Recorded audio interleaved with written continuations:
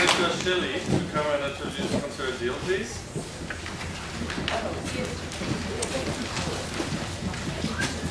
If you love all the food carts that's popping up around town, then you will love our next guest speaker, City Councillor Heather Deal. Having been inspired by an article in the New York Times on the flourishing food cart scene in the Big Apple, Councillor Deal became the driving force at City Hall in bringing the food carts to Vancouver since 2008.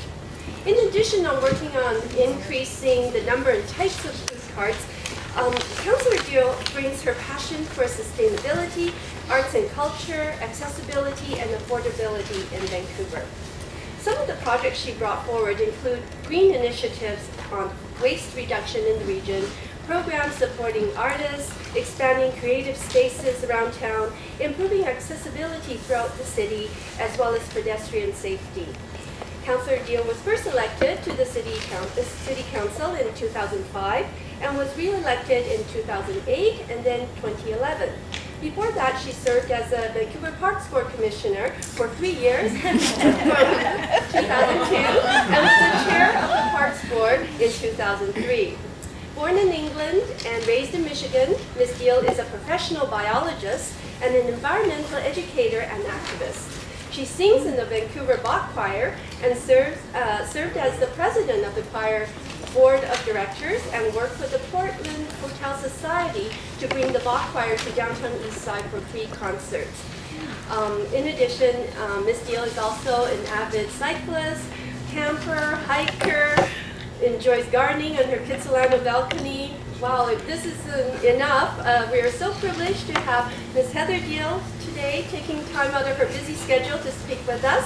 It's my pleasure to welcome Councillor Deal to the program.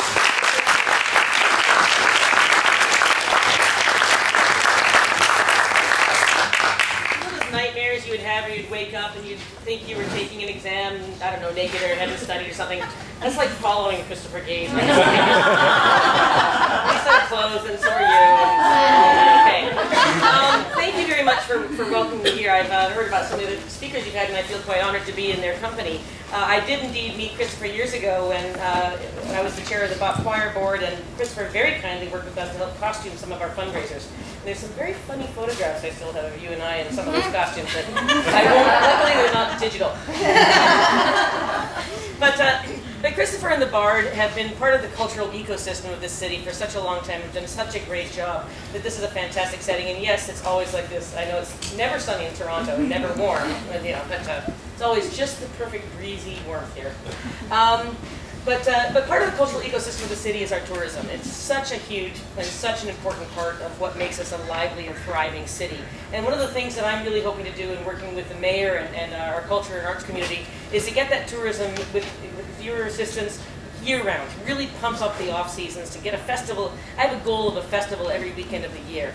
I know that some of the hotels work together with Yellowtown to bring the new, what's it called, City to Slopes Festival in February, along with the Yellowtown Illuminate Yellowtown program. So that we're working to find those opportunities for every single weekend of the year so that you can help us introduce people to our wonderful city and our wonderful area all the time so that we never have down seasons. So that's something I wanted to say, that any ideas that you have, feel free to come and talk to me or anybody at City Hall. But today I'm here to talk to you about the food cart program. Pretty exciting, as was said in the introduction, thank you for that. I was reading the New York Times Sunday magazine, and here was this article about these food carts, and they were green carts. The idea being sustainable food throughout the city where there were food deserts, where there were a lot of grocery stores. And as we know, neighborhoods really come alive when they have a grocery store, and many neighborhoods don't have grocery stores. So when I started thinking about it, and I thought, well, not only do we not have, green food in every neighborhood, we don't have the kind of food that represents our city, that represents the cultural diversity, that represents the amazing chefs that we have in our city. You just don't see any of that reflected in hot dogs. And just let me say, I have nothing against hot dogs. I had to defend that for a while. It's like, why do you hate hot dogs? Like, great food. I just think that there's more to food, street food, than hot dogs. So I did. I wrote a motion in 2008 saying 3 things. We wanted to expand the variety of food throughout the city on the streets, including sustainable local food. That we wanted to expand the geographic areas where the food carts were, so they weren't just all clustered downtown, but perhaps in some other neighborhoods. And that we wanted to also eventually have a goal of getting perhaps subsidized food carts into some of our very poor neighborhoods that don't have affordable grocery stores. That third piece, we're trying to get to there this year. But what happened was we had an election that year, and then there's this little thing called the Olympics that kind of kept us busy for a while. And finally, in 2010, our staff had the bandwidth to really come at this. And I thought that there were really stringent health regulations that were holding us back. It turned out we didn't have to change a single bylaw. All we had to do was talk to our staff and say, we want this to change. We want food to be the focus instead of just the width of the sidewalk. Because the engineers have been in charge of the program. They've done a great job of defining exactly how much space you can use on a sidewalk. And that ended up resulting in hot dog carts because they're very small profiles.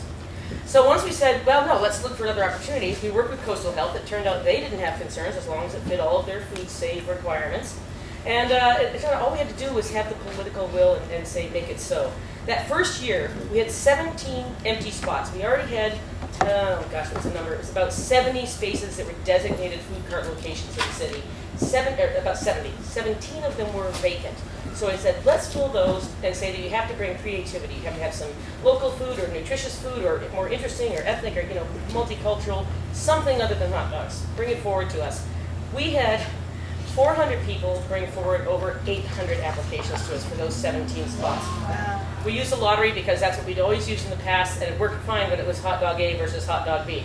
Now the lottery, we got criticized quite a bit because we did choose a lottery. We could have had 17 of exactly the same kind of food, and we wouldn't have necessarily screened them for their ability to survive. Fortunately, most of them did. It took a long time to get them on the streets because it turned out they all had to have their carts manufactured. And there's one guy in Abbotsford who does it, and he got 17 orders on one day. So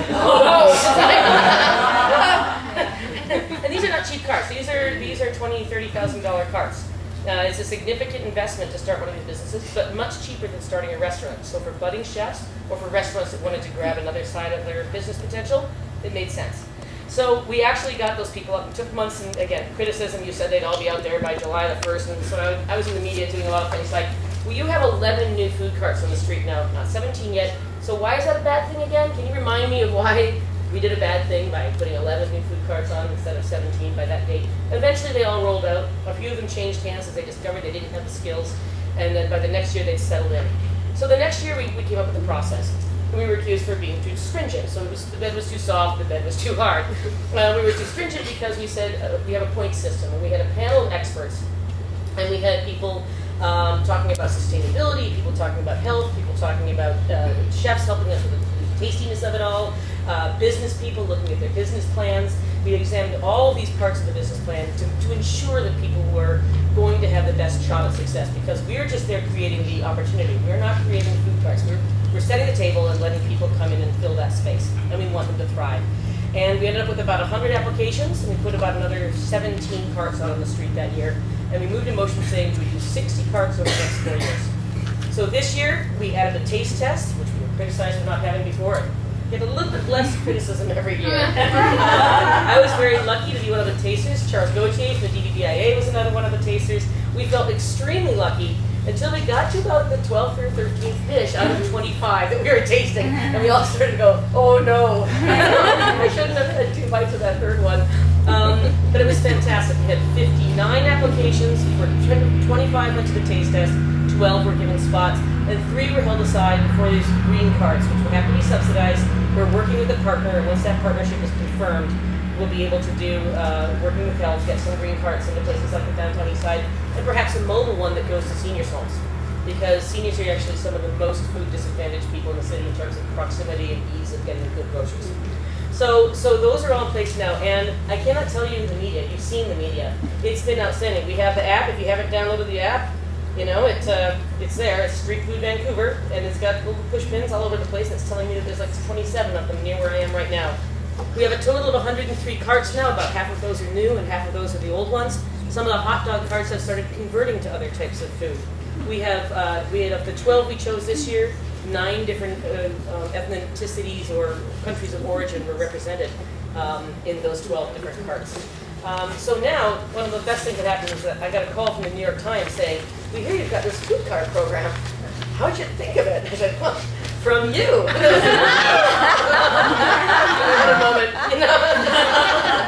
But I've stopped cutting up the articles about it. And I think one of the things that made it really successful, and I'm getting choked to the end of my time here, but I made that up. I have no idea how long I've been on. But one of the things I think that's made it successful is that we do need engineering there because they know how to make things work on the streets and all those things. And whether you have power and water anywhere nearby, and we're hoping to start plumbing some of them in and getting electricity in sites all over the city in addition to this one. But you also need people who love food, so we brought our social planners in. And they love food, and they know about food. And then we had them working together, and it turned out that we found this guy, I don't know how they found him. There's this guy, Alan, he's in engineering, and he loves the food cart thing. And he's now the food cart guy from engineering. And he gets so excited. I get emails from him a couple of times a week every time there's an article. And there are articles at least weekly on the food cart program in the media, in the general area, and in other cities as well, because it grew so fast. And he sends them to me, and he always sends the links with lots of exclamation marks after it. And we never get exclamation marks in emails from engineers, so it's great. So we had to sort of take it away from engineering, get social planning, the food-focused people, and then bring engineering back in. And we now have champions within our staff that can't wait for the next step. We've got another 30 spaces we hope to fill over the next 2 years. I don't know if we're getting official input from the hotels, but certainly with tourism and the DEDIA we are. But if you have ideas about a spot where you think there should be one or shouldn't be one, if you're worried about competition with your restaurant, that's something we're trying to be very sensitive to. But we'd love to hear your ideas. There are now people who are doing biking tours of food carts. They're combining the Biennale bike tours with food cart tours. There's all kinds of ways to use these to get people out and around the city, and hopefully they're helpful to you in your work as concierges, and your work as the hosts that make us look good. Thank you for that. But I'd also love to know from you if there's anything we can do, because we've got 2 more years of doing it at our current pace, hoping to push them out further into the city so we don't get too dense in the downtown core and start competing with each other too much. But any input that you have or feedback would be much appreciated, because clearly it's a great thing to sell to tourists, and hopefully they're using both the restaurants and the theaters and the food carts in their days, spending their time having fun in the great city of Vancouver. So that's the brief history. There is a once-a-year process, 15 more next year, 15 more the year after, and you have to go through some pretty rigorous things, including me and Charles taste testing. Just as a sidebar on that one, the very final one, the 25th dish, we were all tweeting during it, and as soon as about 12 or 13, we all started going, oh no. There were like 15 of us on this taste test panel, and including some journalists, and we all started just shaking in our boots about the next 12 or 13. And the last one that came out, it was a lottery in the order that they went. Brought out a sandwich. They were all small sandwiches, but 25 little sandwiches. It was a lot of food. And it was a bun that had been baked with bacon and fat in it. And they're describing it to us a little bit. And they says, and then they've got on it baconaise, and then on top of that there's bacon, and on top of that there was sausage, which was stuffed with bacon, and in fact it was topped with bacon salt, and it was called the porker. And most of us looked at it and went, uh-oh. I mean, my pocket. But it was wonderful, and they got one of the spots. They actually came in 3rd overall, despite that they got a semi-sick feeling panel by the time they got to us. So quality went out, and there's a huge one up there every day, and I have yet to have their product on the street because they're always sold out by the time I get there. Anyway, that's the story in a nutshell, and I'd be happy to answer any questions, and I'd also be happy to take any feedback on the program. Does anyone have any questions? I think I read that they're going to put them at the park. Is that later? The park board has actually partnered up with us, the infamous park board, and has chosen to have 3 carts of their own. They went through the ones that didn't quite make the final cut of ours, and they've chosen 3, one for QE, one for Stanley Park, and one for Vanier, I think. So they're moving forward with that. And they're charging off our rent that we have. Connie? Connie Chen from the Rosa Hotel, Georgia. Hi. I do have a question. Do you have any regulation as to where they have to have the specific location? Yes. And also, what about the hours? I noticed there's not quite a, they don't really open during weekends in the downtown, and of course it's less busy, but Right. sometimes we do have guests asking for them during the weekends. And another feedback is, I noticed that you also do it in the art gallery where you have an event of all food carts together. Same thing with Canada Day at the Waldorf Hotel. I think that's great. Yeah. And, yeah, if you had more at the art gallery, it would be great. Thank you. Okay, so you have 3 questions there. First of all, in terms of their location, yes, these are assigned places because we do look at things like distance from restaurants, so we're not crowding them too much.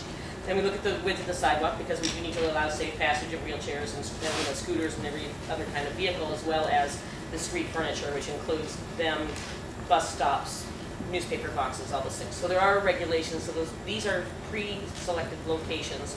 There's a lottery amongst the food carts. It's a lottery 1 year. No, they came in. They got first choice if they got the highest number of points from all the judges as to which location they took. So that's how they get their locations. There are also traveling trucks. There are 20 mobile trucks now that are able to travel around the city and pull up and park somewhere and sell.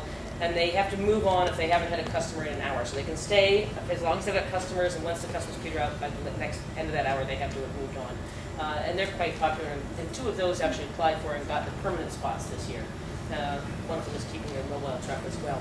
You asked in terms of the rodeo type events. Well, I was at the Waldorf. I got there like an hour and a half before it ended, and the food was all gone. I had 1 truck still had some food. It was just great. They were so happy and so tired. That's using private space is the Waldorf example. And Portland has a huge number of those. We don't have a lot of open parking lots in the city of Vancouver because we're building up. The land's too expensive, the downtown core. But we have said to the organization of food trucks, they've formed their own not-for-profit organization now, and we have said to them, we're absolutely open to them having events in private space. We're not going to do that for them. We're not actually organizing the food trucks. We're just allowing them to happen. So we've welcomed them to do that, and they're starting to do that. We were part of Dine Out Vancouver this year, which was their own, which was Dine Out's, it was Dine Out's initiative. They came to me last year, a year and a half ago, I guess, at an event, and said, we'd like to include the food trucks. I said, great. They were just organizing, and so their organization, which was budding at the time, got together with Dine Out. That was at the art gallery. So again, those are events that can be organized by anybody. If you have an event and you have a space, you can call up the organization, we can give you that contact information and invite the trucks down, and that's just fine with us, the more the merrier.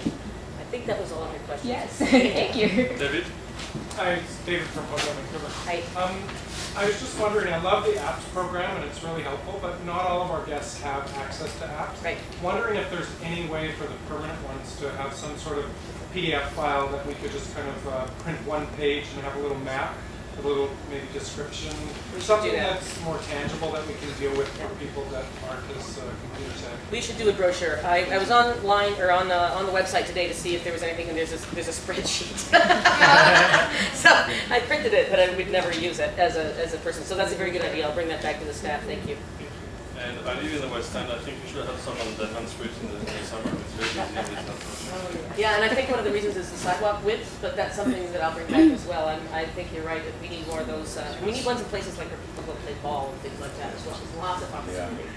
But the restaurateurs are, have been a little sensitive, but we have actually found, anecdotally, I don't have facts and figures on this at this point, but that the lunch business downtown seems to be thriving. And I think the food carts have actually added to that excitement, and it's certainly not hurting the restaurants. Well, you asked about weekends. We don't dictate the hours they're open. We dictate the earliest and the latest, but in between, it's up to them and their business model. So you might want to talk to your local carts about the business and the weekend. Sorry. Yes. Yuki from Hotel Vancouver. Are you, the app is only available for iPad, iPod, not iPhone right now? I'm not an app expert. I'm taking it for granted that you're telling me that I that's a have fact. Android. Well, it's not available to Android. So I'm just wondering. BlackBerry. But each, Yeah. Eat Street. Eat Street. Oh, Eat Street. Okay. Well, there's both. There's a city one and there's Oh. Eat Street, and we have appeared on Eat Street. We got featured on Eat Street. They made me eat on it. Film. All right, so just trying to make a note of some of the questions. I will make a note of that question. I don't have an Yeah. answer for it. I have a question about the app. How regularly do you maintain just the hours or the time? Sometimes there are times where I find it to be a little off. It's up to the trucks to So it's- update it. Again, they have to be entrepreneurs, and many of them are using Twitter and apps and Facebook to update. In fact, quite a few of them are very, very active on Twitter and on Facebook in terms of updating their hours and what's the special today and so forth. But that, unfortunately, we're not, again, dictating those things. We're setting the table and allowing them to thrive, and many of them are. But that's great feedback to give directly to the trucks. Because for you, I know that's important. Predictability is really important. One last question. No more questions? Well, Councillor Deal, thank you so very much for coming.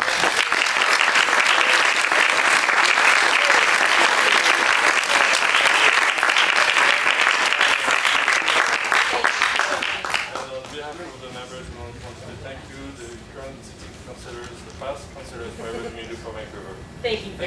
what? The labor of